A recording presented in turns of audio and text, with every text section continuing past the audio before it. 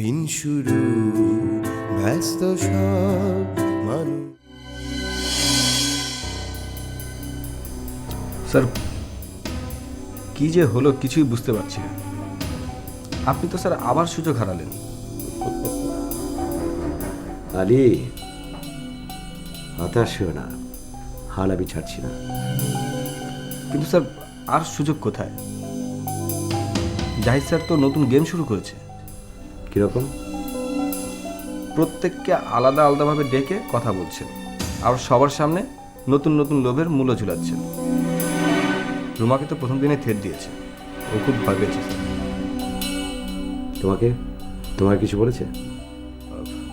না স্যার, আমাকে এখনও ডাকেনি, কিন্তু আমি আশঙ্কা করছি খুব শীঘ্রই আমাকে ডাকবে। আর স্যার, আপনার বিরুদ্ধে ওই 100 কোটি টাকার মামলার কাগজপত্র আমি জাহিদ স্যারের টেবিলে দেখেছি। আমি জানি। আপনি জানেন?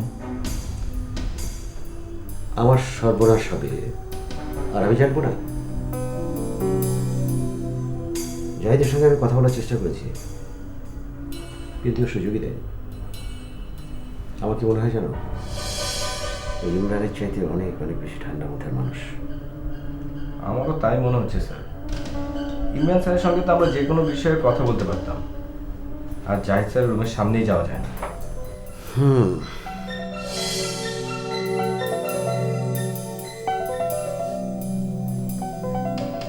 আমি আমি এখন কি করব? আমি কোথায় যাব? কি করবে মানে? আমি তো একটা মেয়ে, আমার তো একটা আশ্রয় দরকার। আরে আমি তো তোমাকে বারবার বলছি আমি তো আছি। তুমি আছো মানে কি? তুমি কি আমাকে বিয়ে করবে? তা তো করবে না। দেখুন নূপুর, তুমি তুমি কষ্ট পাবে আমি জানি, কিন্তু হ্যাঁ সত্যি আমি আমি আসলে এই মুহূর্তে তোমাকে বিয়ে করতে পারবো না এই কারণে যে আমি সামাজিকভাবে বদ্ধ। দেখো হুমায়রা কোনোভাবে এটা মেনে নিতে পারবে না, আর তাছাড়া বাবা। থাক থাক, তোমাকে আর বলতে হবে না। আমি জানি তুমি অনেক কষ্ট পাচ্ছ। আচ্ছা দেখি তোমার জন্য একটা স্থায়ী চাকরির ব্যবস্থা করে দিতে পারি কিনা। মানুষ নগরে স্বপ্ন সে চেয়ে চলে দু চোখ জুড়ে। মহারথী কেউ আর কেউ সাধারণ, উত্থান আর পতনের যুদ্ধ চলে। রাতে দিনে রং বদলানো হাজার মানুষের চাওয়া পাওয়া অতিথি কমর্শিয়ালের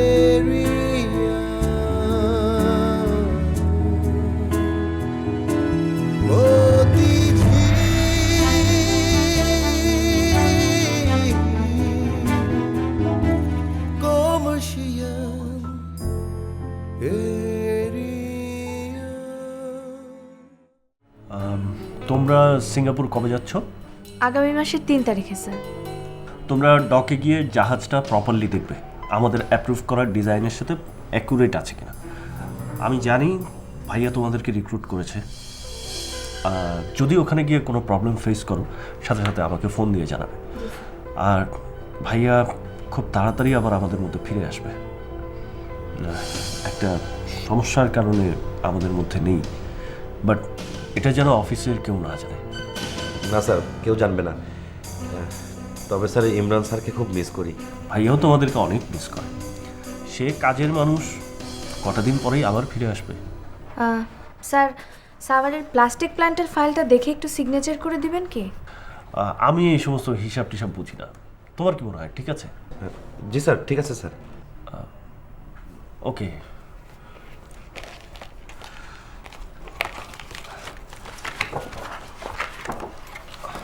আচ্ছা, ভাইয়ার কাছে আবার ছোট হবো না তো? না স্যার, ছোট হবেন না। আচ্ছা, কিসের জন্য খবর বললি?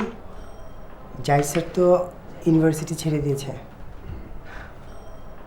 ছাপা মারিস না, জাহিদ স্যার জীবন ইউনিভার্সিটি ছাড়বে না। মেন কাহিনী বল। আরে চাপা না, শোন, স্যার 3 মাসের ছুটি নিয়েছে। এতদিনের ছুটি? 3 মাসের? এতদিন কেন? স্যারের বড় ভাই, হ্যাঁ, যে মতিঝিল কমার্স প্রাইভেট লিমিটেড চালাতো, সে নাকি কাকে খুন করেছে। এখন তার জায়গাটা স্যার দেখাশোনা করছে। স্যারের বড় ভাই ইমরান, আমি তাকে চিনি। তার সাথে আমার দেখা হয়েছিল হসপিটালে, কিন্তু তাকে দেখে তো আমার মনে হয়নি সে কাউকে খুন করতে পারে। না, আমার বিশ্বাস হয় না।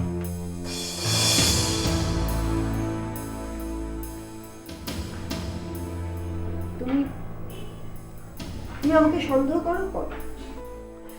তুমি আমাকে মেরে ফেলতে চাও, মেরে ফেলো, তোমার যা খুশি তুমি তাই করো, কিন্তু আমি তোমার মঙ্গল চাই। আমি চাই চৌধুরী বাড়িতে তোমার মর্যাদা প্রতিষ্ঠিত হোক। দেখো, ইমরান ভাই খুন করে জেলে গেছে, হিসেব অনুযায়ী মতিঝিল কমার্স প্রাইভেট লিমিটেডের এমডি তোমার হওয়ার কথা, কিন্তু বাবা কি করলেন? বাবা তোমাকে করলেন না। জাহিদ, এবারে সবচাইতে ছোট ছেলে, তাকে এমডি বানালেন। তোমার মর্যাদা কোথায় থাকলো? বাবা ওকে যোগ্য মনে করেছেন তাই বসিয়েছেন। তুমি অযোগ্য কিসে? আশ্চর্য, কেন তুমি সবকিছু মেনে নাও? তোমাকে বারবার হেয় করছে, তোমার লজ্জা করে না? আমি আসলে সময়ের অপেক্ষায় আছি। কিসের সময়? এটাই সময়, এখনই সময়। মানে ইমরান ভাই খুন করে জেলে আছেন, কবে বের হবে তার কোনো ঠিক ঠিকানা নেই। আর জাহিদ একটা ইউনিভার্সিটিতে পড়াচ্ছে, ও এত বড় কোম্পানির কি বোঝে? কিছুই বোঝে না। তুমি জলিল সাহেবকে নিয়ে বাবার কাছে যাও, বাবার সাথে কথা বলো, তুমি এমডি হতে চাও, এটা বাবাকে বলো। আমার যদি বাবার সঙ্গে কথা বলতে হয় তাহলে সরাসরি তো বলতে পারি, জলিল সাহেবকে লাগবে কেন? তোমার মাথায় যদি একটু বুদ্ধি থাকতো। দেখো, জলিল সাহেব এই কোম্পানির একজন ডিরেক্টর। যদি তুমি জলিল সাহেবকে নিয়ে বাবাকে কথাটা বলো, তাহলে তাহলে জিনিসটা আরো ভালো হয়, তোমার একটা বড় সাপোর্ট হয়।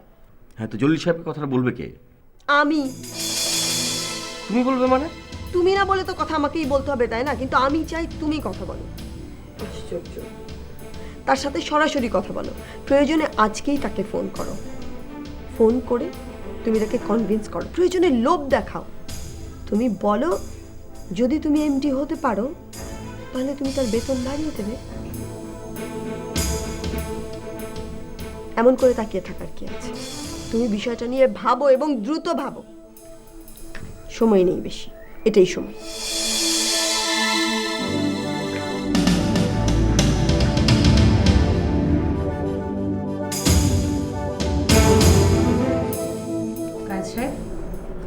জি বলুন। আমাদের ব্যাংক লোনের খবর কি? সব রেডি আছে, কিন্তু ওই ব্যাংকের এমডি হঠাৎ করে অসুস্থ হয়ে হসপিটালে, তাই বোর্ড মিটিংটা ওরা করতে পারছে না। তবে 2-1 দিনের মধ্যেই এমডি সুস্থ হয়ে বাসায় আসবে। আমি গতকাল ওদের ব্যাংকে গিয়েছিলাম, একজন ডিরেক্টরের সঙ্গে আমার কথা হয়েছে, আর বাসায় এসে সুস্থ হয়ে অফিসে আসলে প্রথম মিটিংয়েই আমাদের ব্যাংক লোনটা পাস হয়ে যাবে। ওকে, ফাইন। বাই দ্য ওয়ে, কাল রাতে বাসায় পুলিশ এসেছিল। বলেন কি? কেন, আপনার বাসায় পুলিশ কেন গিয়েছিল? ওরা আসিফের মামলাটার চার্জশিট দিতে চাচ্ছে। আমার কোনো কিছু বলার আছে কিনা জানতে চাইল। আমি অবশ্য বলেছি উকিলের সাথে কথা বলে তারপর জানাবো। ভাবি, যাই বলেন, আপনার এই উপস্থিত বুদ্ধির প্রশংসা না করে আমি পারছি না। দারুণ। তা কোনো লয়ারের সঙ্গে কথা বলেছেন? না, আমি ভাবলাম আপনার সঙ্গে আগে কথা বলি। আপনার কোনো পরিচিত লয়ার আছে? অবশ্যই, কালকে আসতে বলি। ওকে, ফাইন। চা খাবেন? চা খাওয়া যায়। আমার 2 কাপ চা পাঠিয়ে দাও, চিনি ছাড়া। 1 মিনিট, আপনি কি চিনি দেবেন? চিনি ছাড়াই? ওকে, চিনি ছাড়া।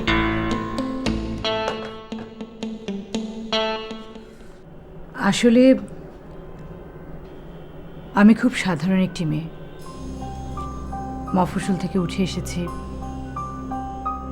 কখনো অফিস করব ভাবিনি। আপনি আমার জন্য অনেক করলেন, আপনার সহযোগিতার কথা কখনো ভুলব না। না না, এভাবে বলবেন না ভাবি। আপনি আসিফের স্ত্রী। আসিফ আমার বন্ধু। আপনার এই দুঃসময়ে আপনার পাশে দাঁড়ানো আর সেই দাঁড়ানোর সুযোগ পেয়ে আমার ভালোই লাগছে।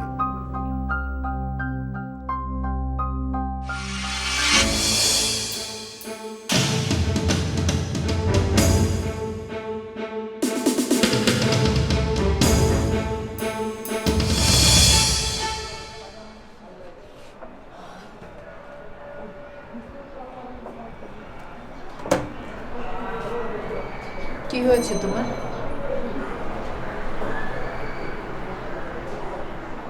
কি হবে? কিছু হয়নি। তাহলে এমন করছো কেন? কি করছি আমি তোমার সঙ্গে? তুমি দুদিন ধরে অফিসে যাচ্ছ না, বাসায় আছো, অথচ আমার সাথে ঠিক মতো কথা বলছো না, আমাকে দেখেও না দেখার ভান করছো। কেন এমন করছো? তুমি আমাকে দালাল বলেছো। দালালি শব্দের অর্থ বোঝো তুমি?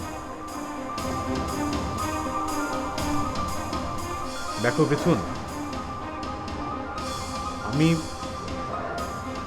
গরিব ঘরের সন্তান। পুরোটা জীবন কষ্ট করেছি, খেটে খেয়েছি, পরিশ্রম করেছি, কখনো দালালি করিনি। আমি কি এমন বলেছি তোমাকে? তোমার বড় ভাই না হয় কোনো একটা সময়ে কোনো একটা ভুল তিনি করেছিলেন কিংবা অন্যায় করেছিলেন, তাই বলে সারাটা জীবন সেটা পুষে রাখতে হবে?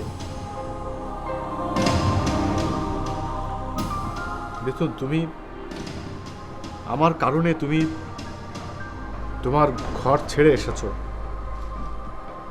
আমি তোমাকে তোমার বাবা মা, ভাই ভাবি সবার কাছ থেকে আলাদা করেছি। আমি সেজন্যই চেয়েছিলাম তোমাকে আবার বাবার স্নেহ, ভাইয়ের আদর, ভাবিদের ভালোবাসায় ফিরে দিতে। আর তুমি আমাকে বললে দালাল। এখানে তুমি দালালিটা দেখলে কোথায়? তুমি কথাটা এত সিরিয়াসলি নেবে আমি বুঝিনি। আমি আসলে অত মিন করে কিছু বলিনি। I am sorry.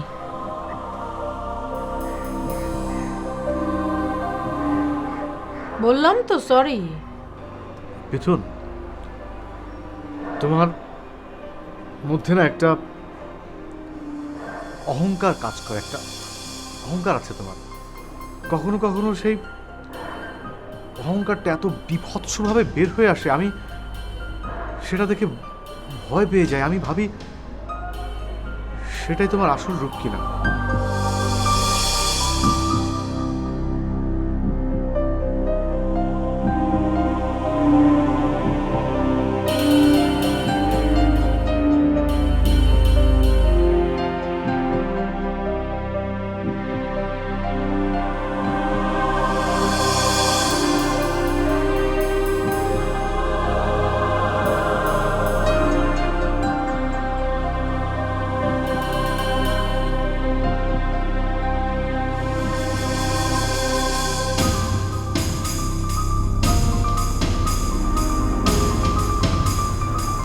সুজাতা, বলো ভাবি। ইকবাল তোমাকে নিতে এসছে, ওর সাথে যাও। আমি ইকবাল নামের কাউকে চিনি না, আর আমি এই প্রসঙ্গে কোনো কথা বলতে চাই না। জাকিয়া ঠিকই বলে জানো যে কখনো বিয়ে করবে না। বিয়ে করে একটা মেয়ে কী পায় বলো? কিছু অবহেলার অপমান ছাড়া। আমি তো স্বীকার করেছি যে কিছু কিছু ক্ষেত্রে আমি ভুল করেছি। তোমার কোনো কিছুই ভুল ছিল না, ওইটাই তোমার আসল রূপ। প্রায় 4 বছর থেকে তোমার একই ড্রামা দেখতে দেখতে আমি ক্লান্ত হয়ে পড়েছি। সুজাতা, তোমার ভাই এখন বাড়িতে নেই, তাই আমাকে বলতে হচ্ছে। আর বুঝতেই তো পারছো এত বড় একটা বিপদ। আমি বলছিলাম কি, তুমি ভাবি আমি চিটাগংয়ে যাব না। তাহলে ঢাকায় বাসা নেই? আমি ভেবে পরে জানাবো। ঠিক আছে, তুমি ভাবার সময় নাও, কিন্তু একটা ডিসিশনে আসো। তুমি তো এভাবে একটা মানুষকে ঝুলিয়ে রাখতে পারো। আমি কাউকে ঝুলিয়ে রাখিনি ভাবি। কেউ যদি ইচ্ছে করে ঝুলে থাকে এটা আমার কিচ্ছু করার নাই। ওকে, আমিও আর ঝুলে থাকতে চাচ্ছি না। তাহলে বলো তোমার ডিসিশন নিতে কত সময় লাগবে? ভাইয়া ভাইয়া জেল থেকে বাসায় আসুন, তারপর জানাবো। ফাইন, আল ওয়েট টিল দেন। ভাবি আসি।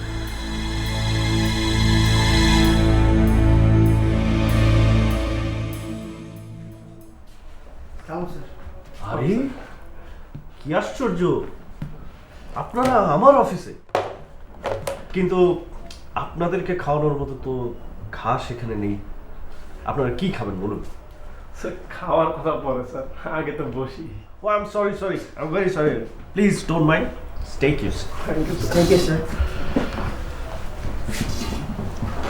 স্যার আপনার অফিসটা কিন্তু স্যার দারুণ গর্জিয়াস।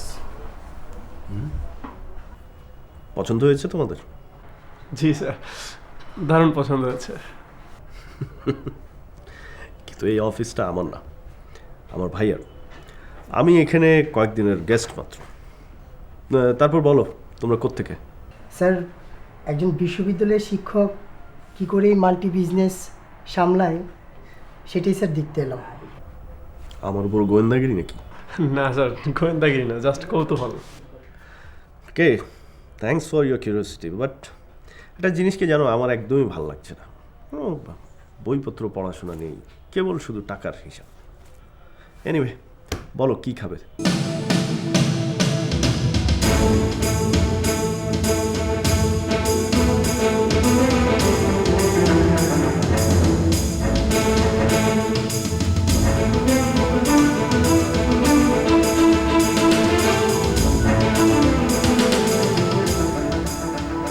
ভাবি ভাবি আমি না একটা ব্যাপার বুঝতে পারছি না। কি বুঝতে পারে না সুজাতা? আজকে তো জামিনের জন্য প্রেয়ার দেওয়ার কথা না ভাবি। বাবার সঙ্গে ব্যারিস্টার শামসুল হকের কথা হয়েছে, উনি তো বলেছেন আগামী সপ্তাহে আবার জামিনের জন্য প্রেয়ার দেবে। সো আজকে কিভাবে ভাইয়া আসছে আমি ঠিক বুঝতে পারলাম না।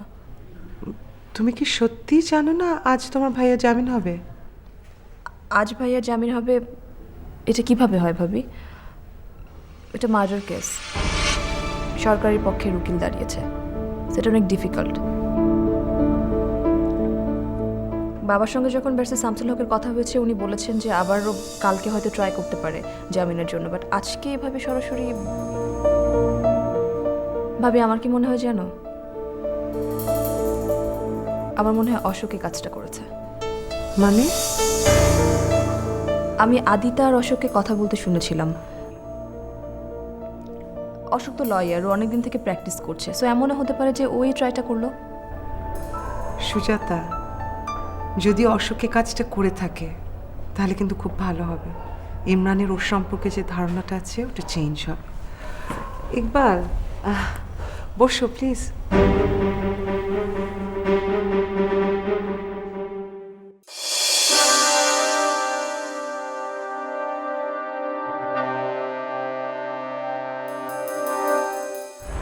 স্যার স্যার গাড়ি রেডি, আসেন স্যার। আর কেউ আসেনি? স্যার আসলে আমি কাউকে বলিনি স্যার, তাছাড়া আপনার জামাই অশোক উনিও কাউকে বলতে আপাতত নিষেধ করেছেন। বলেছেন যে সবাইকে বলা হলো কিন্তু তারপরেও যদি স্যার জামিনটা না হয় সেটি লজ্জার হয়ে যাবে। আর তাছাড়া আদালত জায়গাটা তো স্যার একটু আজব, তাই বলেছেন বাসায় গেলেই তো সবাই দেখতে পাবেন যে আপনি জামিন পেয়েছেন।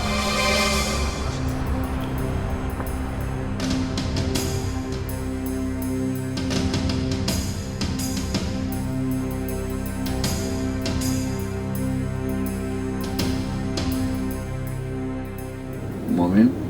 জি স্যার। তাহলে আমার জামিন করালো অশোক? জি স্যার। তো অশোক এলো না যে, ও কোথায়? স্যার একটু আগে অফিসে উনি আমাকে ফোন করেছিলেন, ফোন করে উনি সব কিছু বুঝিয়ে বলেছেন। স্যার আমি ওনার কথাতেই আপনাকে গাড়ি নিয়ে নিতে এসেছি। স্যার আমি ওনাকেও আসার কথা বলেছিলাম, উনি বলেছে ওনার একটু কাজ আছে, কাজ সেরে স্যার পরে আপনার সাথে দেখা করবে। একটা জিনিস কি জানো মমিন, মানুষ বয়সে যতই ছোট হোক না কেন তার কাছ থেকেও কিন্তু অনেক কিছু শেখার আছে, তাই না? জি। ভাইয়া রে?